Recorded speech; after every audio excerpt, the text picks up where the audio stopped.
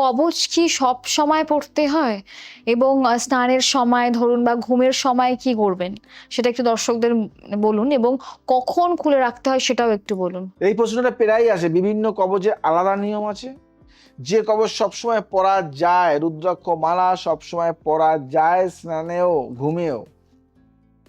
রূপার বা সোনার কবচ সবসময় পরা যায়, সুতোর কবচ সবসময় পরা যায়।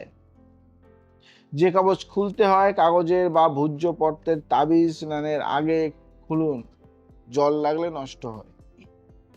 শারীরিক সম্পর্কের আগে কিছু কবচ খোলা উচিত। কবচ নষ্ট বা হারিয়ে গেলে কি করবেন, এটাও অনেকের প্রশ্ন। এটা অনেকে ভয় পান, বলেন কবচ ছিঁড়ে গেছে কি হবে। তন্ত্রে বলা আছে কবচ ছিঁড়ে যাওয়া বা হারিয়ে যাওয়া অনেক সময় শুভ লক্ষণ, মানে কবচ তার কাজ করছে, বিপদ আটকেছে। হারানো কবচের জন্য ভয় পাবেন না, নতুন কবচ করান। কবচ বদলানোর সময় সাধারণত 1 বছর পর কবচ নতুন করে সক্রিয় করা উচিত। কোনো বড় বিপদের পর কবচ বদলানো উচিত। কবচ যদি কালো হয়ে যায় এটা নেতিবাচক শক্তি শোষণের লক্ষণ, অবিলম্বে বদলান।